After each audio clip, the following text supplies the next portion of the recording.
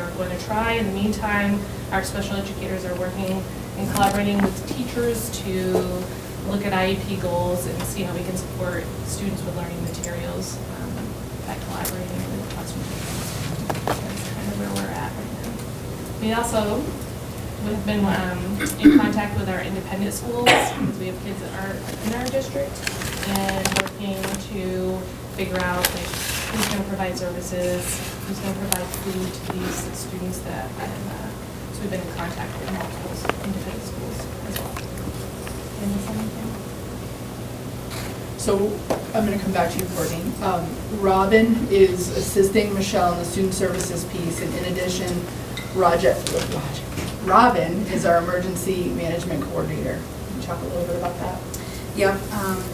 Today I reached out and I'm hoping to connect with the Northwest Regional Planning to just let them know that I'll be a contact for our schools in the event that we shift in the upcoming weeks to more of our schools being utilized for shelters or for other means. I'll hopefully be the liaison between them, our towns, and our building leaders. So we're sort of anticipating that maybe in the coming weeks that need will be there. So I'm hoping to reach out and just let them know, my name, my contact information, and also have them be able to share, because I feel like we have a lot of followers on our Facebook pages, so we can keep that information flowing so that community members can be informed.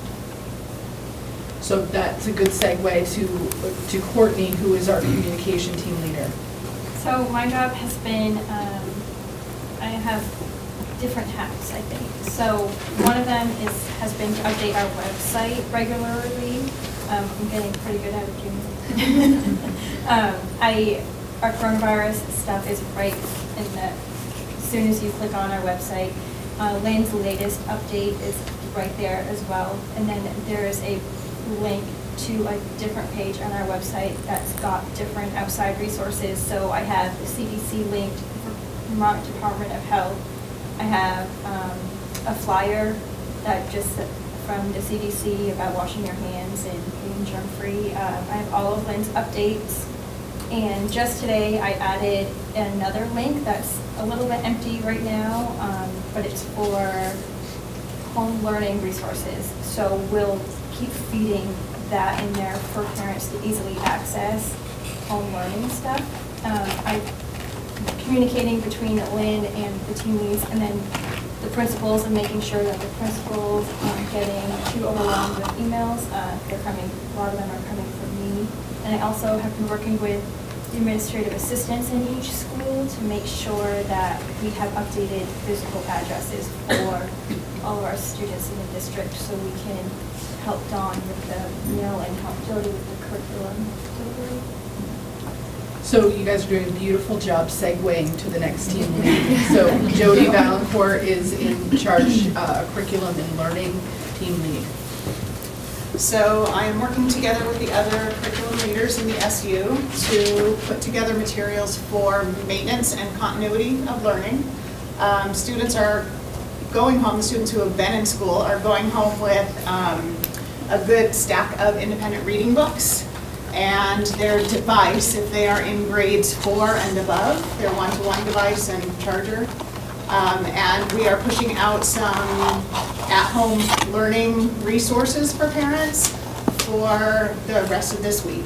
And then teachers will be planning and assembling learning materials to go home. So for pre-K, K to 3, it'll be hard copies because they won't have devices. And then for the students in grades 4 to 12, the teachers will be planning for both online learning for those who have access to the internet and hard copy send home learning materials for those who do not.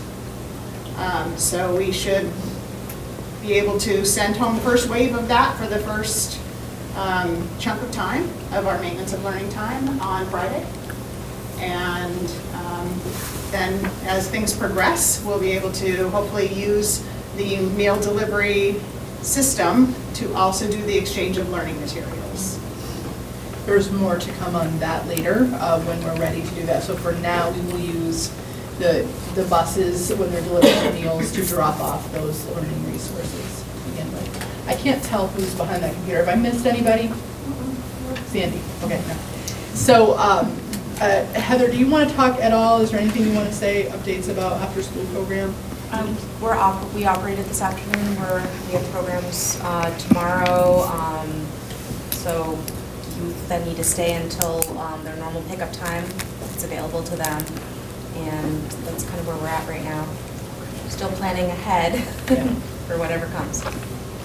So just a couple of sentences update, anything the principals want to say? Lenny or Rachel, you're right again, either of you want to? I can speak to several things. So first of all, we had probably between 60 and 75% of our students in school today.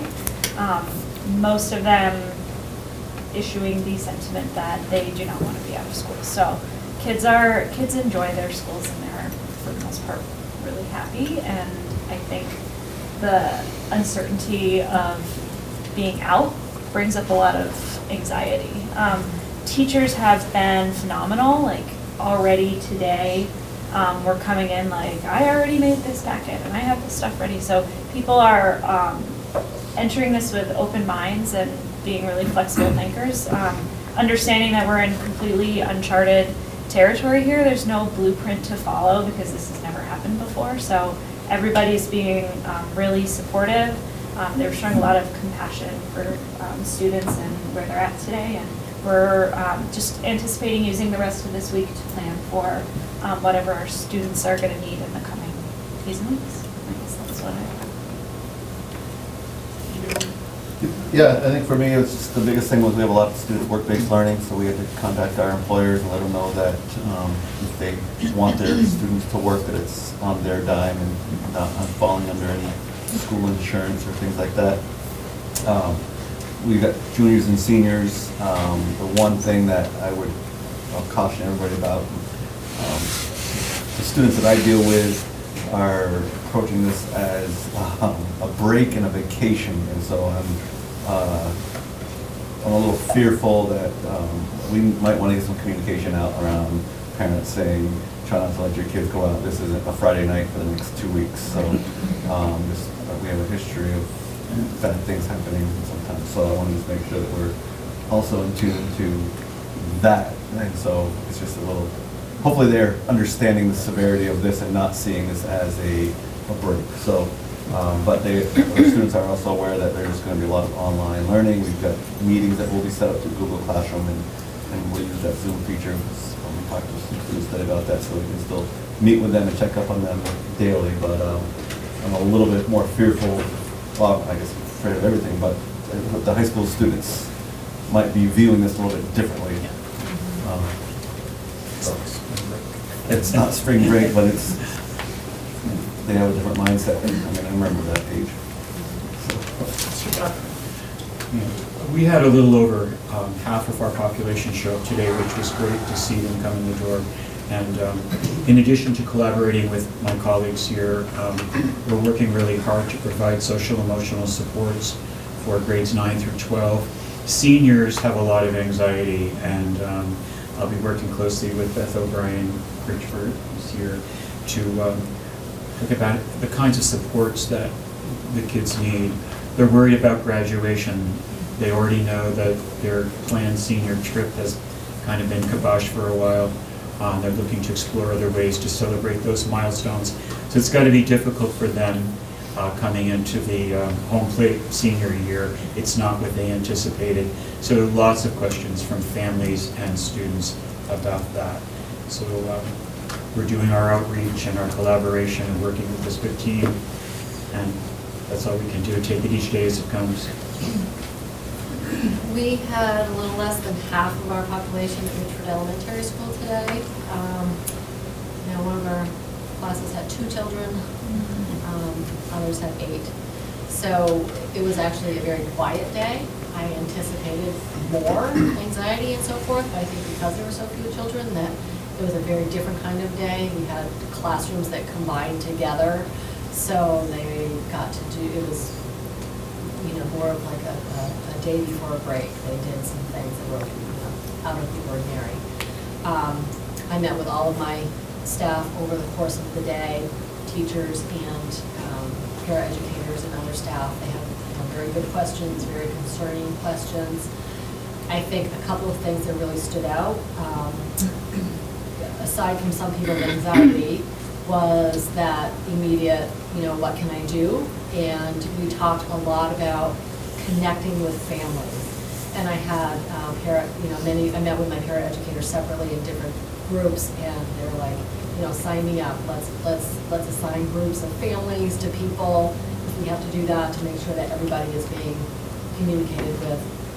I talked with my guidance counselors a couple of different times today and last night, and they're putting together a Google Doc to make sure that every student is accounted for, and that somebody within the building is communicating with them, because some kids will have a lot between special educators and guidance, and then other kids may not so much. So we want to just make sure that everybody is being communicated with.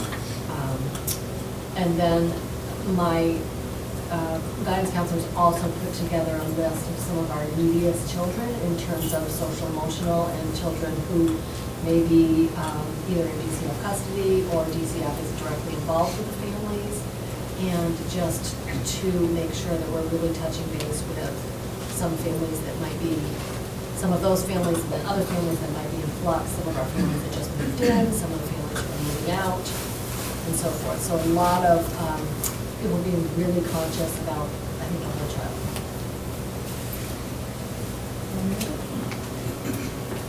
So in Bakersfield, we had a little less than half of our population today as well. We did some similar things where we had some combining of classes and just different things that were going on. Camille Koonsman was there today as a restorative justice coach, and she had put together some circles for teachers to do at different grade levels with their kids. So this morning they did some restorative circles talking about what their feelings are around this whole thing, their fears, their anxieties, and we tried to ease all of those pieces and really have that community building time with them. Our teachers are really concerned about what kids might need that they don't have. So they have put together a needs survey that they sent out to some of their parents. And they were putting together packets today around things like glue sticks and scissors and rulers and things like that that kids might need as well to do the work that they need to do at home. And they are really committed and jumping right in. So it's great. I didn't hear the original question. What's going on? How's it going today? How was today? Well, we had around half of our kids there today. Great staff, just want to meet the needs of kids. We spent a long time today working to find out who actually had internet and who didn't. And we did a survey, we did a couple of surveys, but chasing down the people we didn't connect with, because I think that's important, and trying to get that service for those families. But pretty much the same as what everybody else has said. So I get to see the same. Montgomery, I feel like I'm really proud of how everyone is working together, and I don't feel like it's been stressful. People are just trying to go with the flow and plan for what's in front of us. We met first thing this morning with teachers, just to kind of get through today and tomorrow, and then we met this afternoon again. Tomorrow we're starting first thing with making sure that teachers have all of the possible phone numbers and email addresses and everything for whatever students they're connecting with.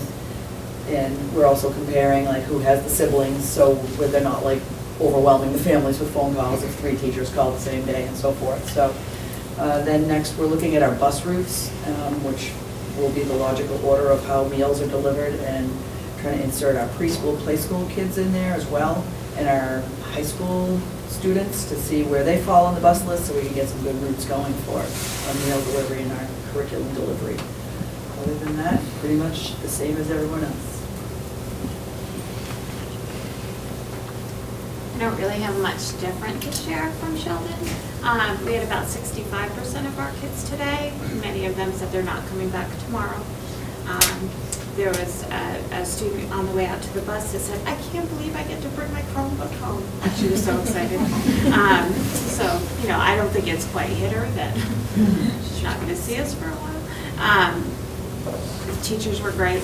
They are doing all the same kinds of things you already heard, including, you know, coming and saying, "I really want to make a classroom Facebook page, but I don't know how to do it. Can I get someone to help me?" And just trying to come up with ways that maybe other people are already using, but for them are creative ways to stay in touch with families and kids and be sure that that communication happens.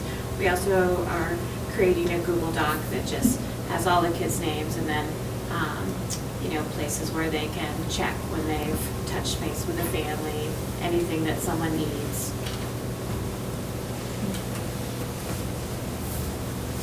So I'll echo everything everyone else said.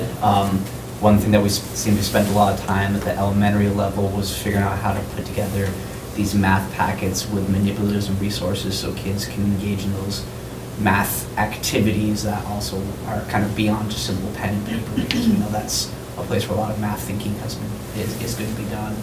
And there's just a lot of positive energy by the staff trying to come up with creative ways to continue learning while kids are not early. I want to just end by echoing that sentiment. I have been so proud of our supervisory union level team, our building leaders, and even the outreach that I've received from the staff.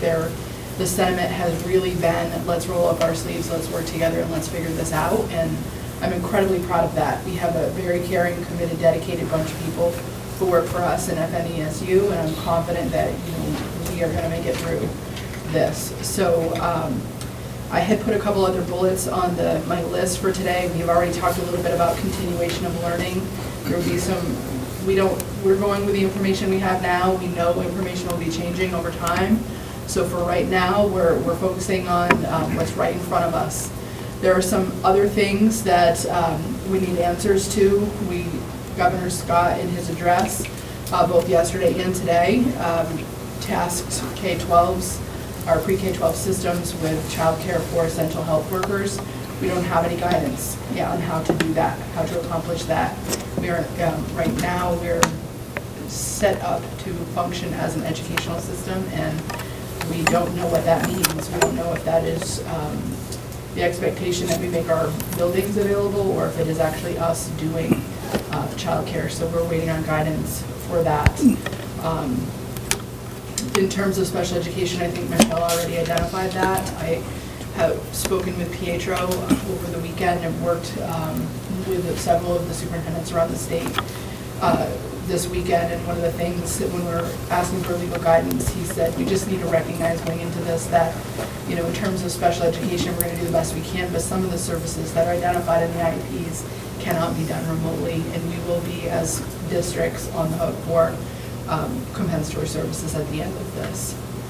So before we shift into executive, I'm wondering if the board has any questions or any comments for any of the leaders that are here in the room. What about process and system?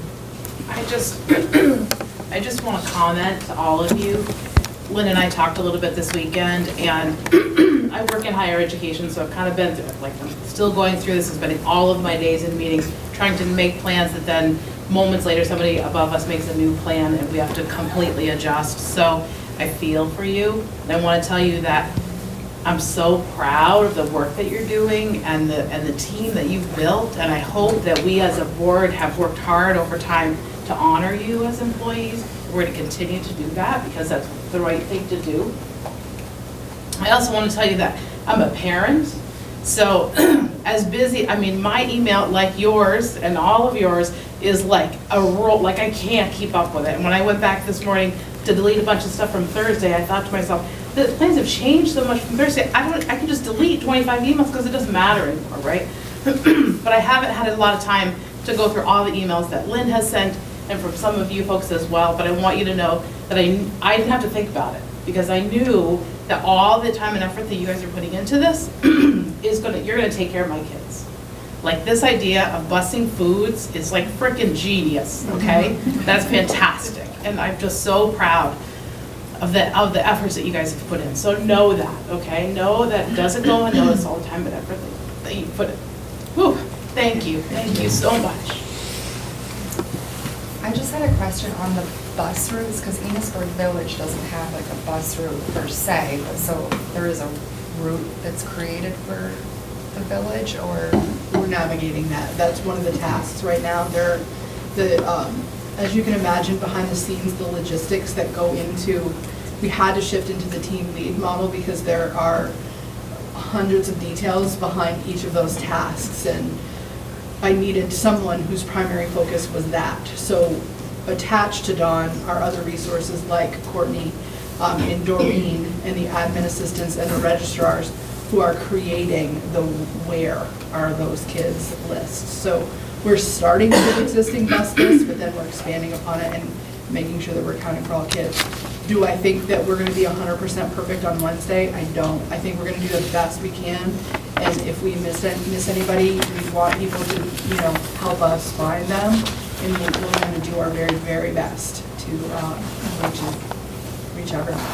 We know some of the kids are probably parents are working and going to be bringing their kids to daycares and whatnot.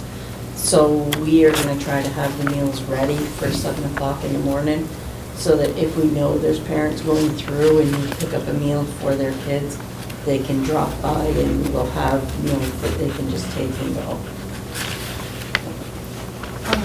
I have a quick question around the continuity of learning. I'm getting the sense that, teachers are going to be organizing and sending out packets that will go on the bus routes with food.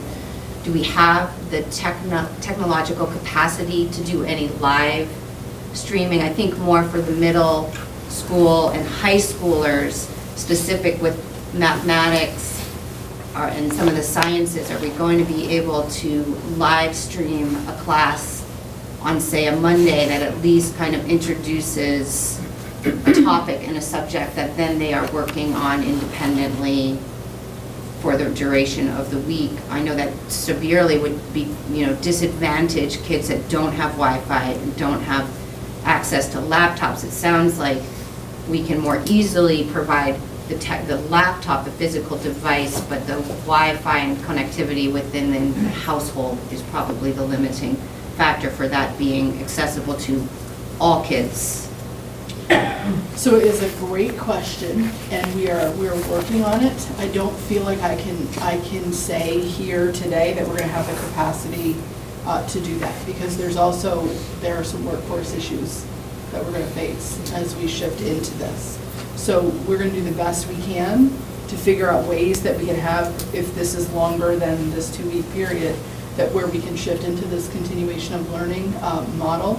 But the reality is, not all of our people, or we already have people who are not available because of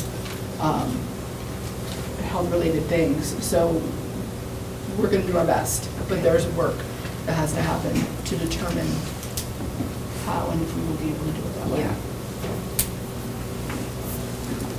I had a bunch of things that I just jotted down as each person was speaking. So I'm going to say the person's name, ask the question, and you can get back to me at another time, because I don't want to take up a lot of time for questions and concerns.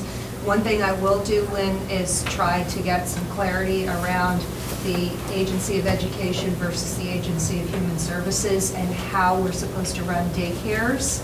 We know how to run preschools, but we don't know how to run daycares, so I understand that. Courtney, I wanted to know if links to the Department of Labor for unemployment and Small Business Association assistance would help if you put those on our website for families who might be struggling with their business or their job.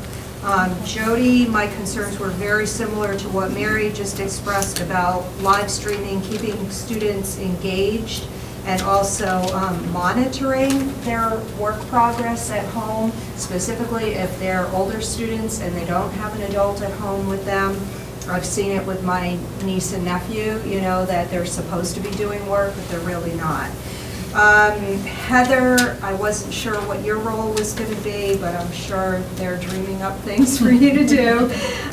Rachel, how the students you talked about that were emotionally fragile, how we're going to support those students once they get into their home environment and they don't have people like you who are with them at all times and available to them at all times. Nate, I'm really concerned about those high school kids and how they're going to be transitioning, especially the ones that are used to working in a workplace. Now all of a sudden they're not going to be working, they're going to be at home doing online learning. And I think that's it. Thanks. Just a few things. Don't worry, guys. Just one more thing about the distance learning. I think I read right before I got here that Comcast is offering, and I don't know whether we should reach out to them once we identify who needs it, or... So I pushed that out to families already. I think that was in a Thursday or Friday letter. I think the issue with Comcast is not everybody can access it. I think we have some villages. Lisa, do you have more on that? I do have a link for the Comcast that you could put on your website, and I also just got something today from AT&T, so those links can both be put on your website, and families can take advantage of them however they're able to, however it's possible. Unfortunately, though, in Montgomery, it's only parts of the village in the center that even have access. Not a single family on any back road can get Comcast. We can't get them. And barely AT&T, yeah. And it might be a matter of weeks before Comcast would even be able to get out to provide service. I would imagine they're going to be One of our families did attempt to call today because they have older students and they realized how important it would be. They don't want internet, but for this case they would get it, and said it would be 2 weeks before they could get it. So. There will be open Wi-Fi at all of our buildings. Thank you. And there will be, I think there'll be a push for community members to unblock their personal Wi-Fi, so maybe we can go to friends' houses, sit in cars. And the school will not be open to people just coming in to use the Wi-Fi, but they'll be able to park in the parking lot and access it. One of the things that I want to also say is I feel fortunate in this community that Lisa is a board member and also state legislature. So I appreciate you reaching out in the last couple of weeks and being so attentive when you asked me last week, what do we need to attend to? And now I'm seeing messaging saying we are attending to these things, and I just appreciate that. Like I feel really heard, and I feel like you're bringing our voice into Montpelier. So thank you for what you're doing. You're welcome. And I do want to assure you, I've been on a number of phone calls. Everyone around the state has the same concerns as all of you, and they're being addressed on a minute-to-minute basis. Nobody really has a plan, but the plan is evolving as we speak. And I'm encouraged by the questions that people are asking from the communities as well. So, and legislators really are caring about this. We pretty much put everything else aside right now. So, thank you. Thank you. So if there's no objection, I would love to allow our administrators to head home to their families. Thank you all. Except for Dawn and Morgan. Thank you. Or elbow bump.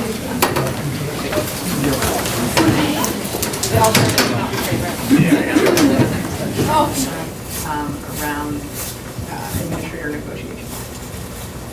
Around what? Administrator negotiations. Oh, okay. So at this point, I'm going to move to adjourn the Enosburg-Richburg Union School District. Do I have a second? All in favor? Aye. So you're done. Now there's the SU. See you. Robin. Oh yeah, you guys can go upstairs. Not a chance. Thank you, everyone. Thank you. I might spend a little time in my car sanitizing so it's bedtime, but. Take a slow walk. I keep my kids healthy. I'll make a motion to enter back into executive session for the FNESU board at 7:15. All in favor? Aye. Aye. We're out. Are we, I made a motion out of to come out of executive session at 7:17. Everyone in favor? Or, I think, well, now We it's. need a motion to direct. Oh, Lynn, to, what are we, I mean, So are we, guys, are we accepting Yeah. Lynn's suggestions and direction, giving her that direction? Yes. Everyone's comfortable with that? Yeah. Okay, so I'll make the motion to Direct. direct Lynn to proceed as discussed with negotiations with administrators. Aye. Aye. Aye. Okay. And a motion to adjourn then? I'll make the motion. All in favor? Aye. All right, stay healthy, everyone. Everybody.